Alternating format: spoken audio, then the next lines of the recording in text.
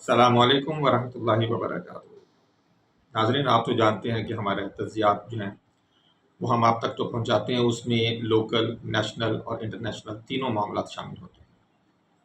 International मामलात में आज हमारा जो टॉपिक होगा वो है चीन भारत को जंग के मैदान में कैसे टक्कर दे सकता है और किस तरह बगैर लड़े इंडियन अवाम की ज़िंदगी को अजीरन कर सकता है। सवाल दोनों ही बड़े अहम हैं और इन दोनों के ऊपर हम आपके साथ अपना तज़िया पेश करते हैं। तज़िया पेश करने से पहले मेरी एक गुजारिश होगी आपसे कि आप हमारे चैनल को सब्सक्राइब करें, अच्छा लगे तो लाइक करें और शेयर भी करें। जी, हमारा पहला सवाल है कि अगर चीन भारत से जंग के मैदान में टकराना चाहता है तो वो क्या कर सकता है? सबसे पहली बात तो यह है कि चीन और भारत की फ़ौज की अगर हम अददी बर्तरी के हवाले से बात करें तो चीन को अददी बर्तरी के हवाले से भी इंडिया के ऊपर बहुत ज़्यादा सबकत हासिल है। चीन के पास जदीद तरीन हथियार हैं, बहुत बड़ी फ़ौज है और फ़ौजियों की तादाद भी लाखों में। अब इंडिया की तरफ अगर हम देखते हैं, इंडिया की फ़ौज 14 लाख थी, ये अब कम करते-करते उसे तकरीबन 11 लाख पर ले आए हैं। और दोनों की फ़ौजी हम अब बात करें मुकाबले की, तो सिर्फ़ 5th जनरेशन हम स्टेल्थ तैयारों की बात करें, तो चाइना के पास इस वक़्त 200 से ज़्यादा स्टेल्थ तैयार हैं और एक भी नहीं है भारत के पास। फिर सबसे बड़ी बात यह है कि फ़ज़ाइया के हवाले से अगर हम देखते हैं, तो चाइना के पास तमाम तैयारे अपने हैं, खुद डिज़ाइन किए हुए हैं, खुद बनाए हुए हैं और सबसे बढ़ के ये कि उनके इंजन्स वगैरह भी अब चाइना खुद बनाना शुरू हो गया। ऑन दी अदर हैंड अगर हम भारत को देखते हैं, तो भारत इस मामले में बिल्कुल फिसड्डी साबित हुआ है। जब से इंडिया बना है, तब से एक ही रट उसने लगाई हुई है जी, make in India, make in India. लेकिन पहले भी जो तैयारे ये खुद बना रहा था बकौल इंडिया के SU-30 और MiG-29, तो उसमें भी 65% से ज़्यादा जो पार्ट्स थे, जो वाइटल पार्ट्स थे, वो सारे के सारे रशिया से ये दरामद कर रहा था। अभी तेजस की इतनी बातें करते हैं कि तेजस हम बना रहे हैं, तेजस हम बना रहे हैं। 40 साल हो गए तेजस बनाते हुए और 40 सालों में 40 तैयारे भी ये प्रॉपर्ली डिलीवर नहीं कर सके हैं इंडियन एयरफोर्स को। और यही वजह है कि इंडियन एयरफोर्स के चीफ ने दुहाइयाँ दी हैं कि आप हमें कहते कुछ हैं और करते कुछ हैं। फिर तेजस के इंजन जो है वो आ रहे हैं अमेरिका से, उसकी जो सीटें हैं वो आ रही हैं इंग्लैंड से और उसकी एवियोनिक्स जो हैं वो ये कोशिश कर रहे हैं कि हम लें फ्रांस से। यानी कि चूं-चूं का मुरब्बा है और यही वजह है कि ये चूं-चूं का मुरब्बा कंप्लीट होने को नहीं दे रहा। इस हवाले से जैसे मैंने पहले बात की कि अगर चीन भारत से जंग के मैदान में टकराना चाहे तो क्या कर सकता है? सबसे पहली बात तो यह कि फ़ौजी अददी बढ़तरी भी है और हाई टेक के हवाले से भी चाइना को इंडिया के ऊपर बहुत ज़्यादा बढ़तरी है।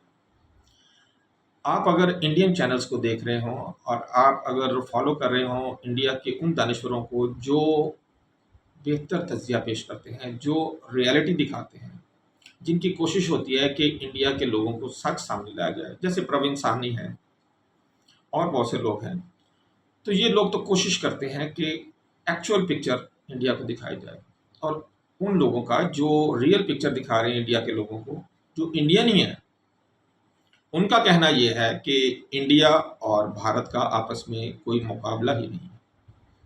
जनाब, इंडिया सोच भी नहीं सकता कि वो चीन के साथ टक्कर ले। चीन के पास जदीद तरीन हथियार हैं, बड़ी फ़ौज है, लाखों फ़ौजियों की तादाद है। खुसूसन जब हम मुतनाज़ा इलाकों की बात करते हैं, जैसे लद्दाख है, लेह का इलाका है, अरुणाचल प्रदेश है। इंडिया उसे अरुणाचल प्रदेश कहता है और चाइना उसे साउथ तिब्बत कहता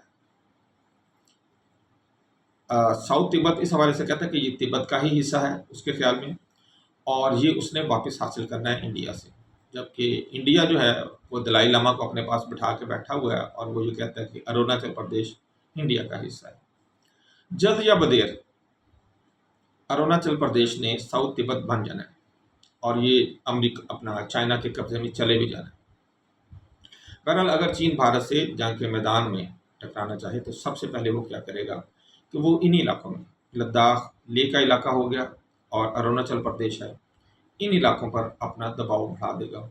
अपनी फौजी जो तनसीबात हैं उनमें इजाफा करेगा। यहाँ पे अपनी हाईटेक जो हथियार है वो यहाँ पे पहुँचा देगा और जितना ज़्यादा वो दबाव इंडिया पर डाल सकता है बगैर लड़ाई, अपना लड़ाई के हवाले से, वो यहाँ पे मुंतकिल करेगा। अभी सुनने में ये आया है कि चाइना ने अपने J-20 के कुछ स्क्वाड्रन जो है वो अपनी ये साउथ साइड यानी कि ये अरुणाचल प्रदेश वाली जो साइड है और लद्दाख वाली जो साइड है यहाँ पे उसने डिप्लॉय भी कर दी है।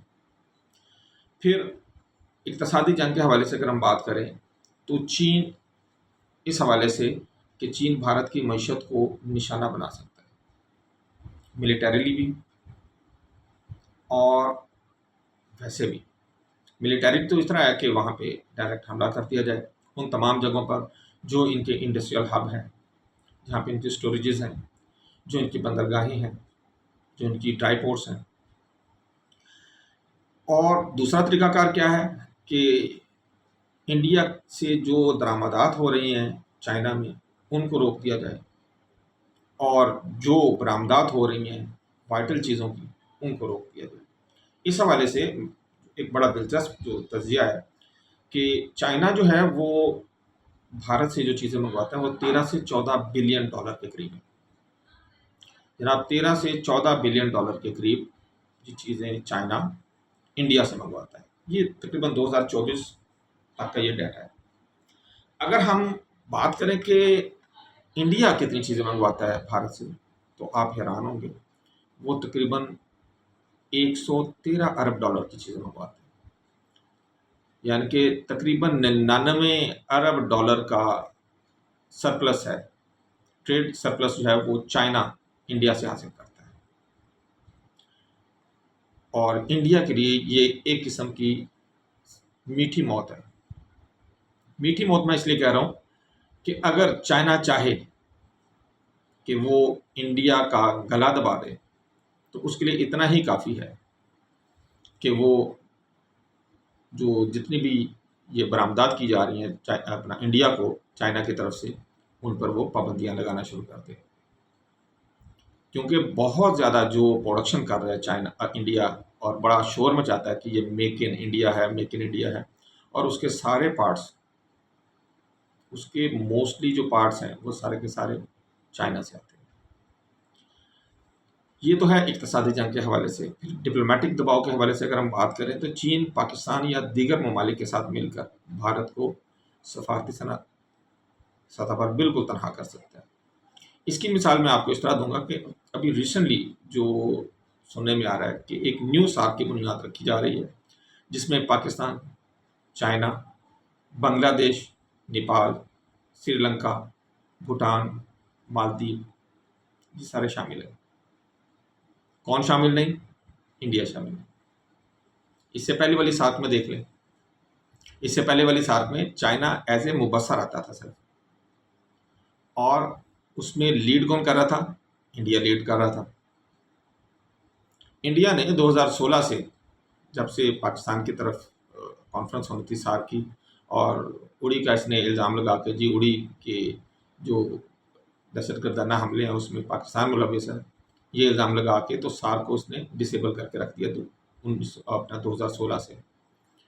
और सिलसिला क्या ये था कि उससे पहले 2014 में जब नेपाल में कॉन्फ्रेंस हो रही थी सार्क की, तो वहाँ पे तजवीज़ असल में ये दी गई थी कि चाइना को भी इसका हिस्सा बना लिया जाए, यानी कि इसे मुकम्मल इसका पार्ट बना लिया जाए, इसको मुकम्मल मेंबरशिप दे दी जाए।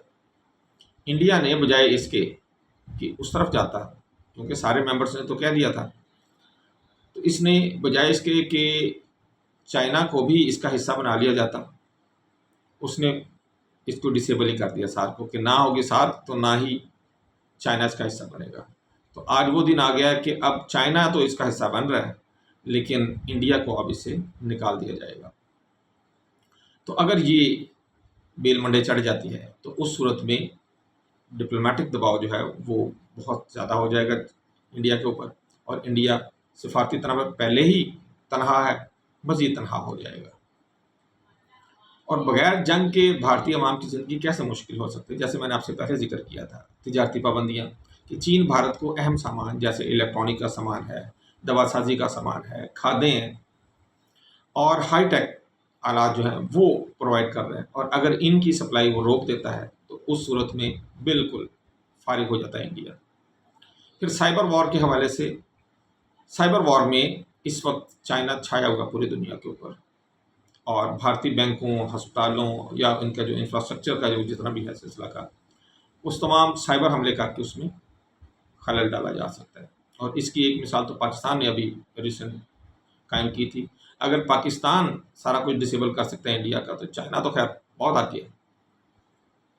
फिर तीसरा एक तरीकाकार ये होता है कि बगैर जंग लड़े चाइना जो है वो कैसे काबू करे इंडिया को, तो वो पाकिस्तान को सपोर्ट करके कर सकता है, पाकिस्तान को भी और अब तो बांग्लादेश को भी।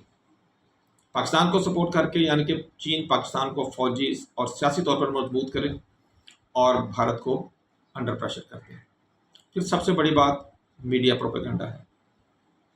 भारत के अंदरूनी मामलात में मुदाखलत करके समाजी इंतशार पैदा किया जा सकता है।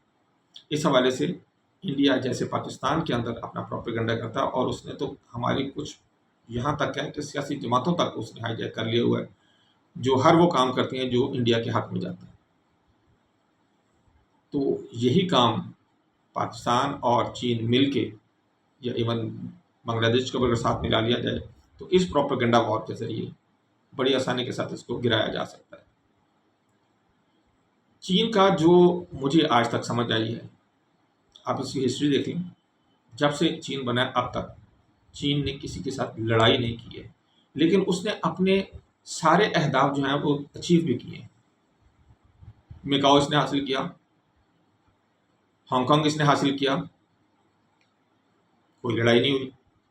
आज हांगकांग इसका हिस्सा है, मेकाओ इसका हिस्सा है। यहाँ क्या होगा? चीन का असल मकसद ये है कि चीन जंग नहीं चाहता, बल्कि वो भारत को इक्तिसादी और फौजी तौर पर कमज़ोर करके अपना असर और रसूख बढ़ाएगा, और बगैर लड़े जंग जीतने की हिकमत अमली जो है वो इख्तियार करेगा। इस तरह की हिकमत अमली को हम अमूमन ग्रे वॉर कहते हैं। और ये ग्रे वॉर जो है ये इस तरह लड़ी जाती है कि इसमें बजाय इसके कि आप दुश्मन के साथ हथियारों से लड़ें, नॉन काइनेटिक जो मीन्स हैं उनको आप इस्तेमाल करके, जैसे मैंने आपसे जिक्र किया, मीडिया को इस्तेमाल करके, अपने जो अपना दुश्मन है उसके हमसायों को इस्तेमाल करके, साइबर वॉर के ज़रिए तजारती पाबंदियाँ लगाकर अपने मकासद हासिल किए जा सकते हैं। तो जो मेरा ज़ाती तौर पर ख्याल है कि चीन हालांकि मिलिटरीली यानी कि जंगी एतबार से बहुत ज़्यादा जो है वो बढ़तरी रखता है भारत पे, लेकिन वो गैर फौजी तरीके से भारत पर अपना दबाव बढ़ाकर अपने मकासद हासिल करेगा। और उन मकासद में कुछ जो मकासद हैं, नंबर एक, साउथ तिब्बत का इलाका, लद्दाख और लेह का इलाका उसने लेना है। अक्साई चीन का इलाका उसने चीन अपना भारत से वापस लेना है।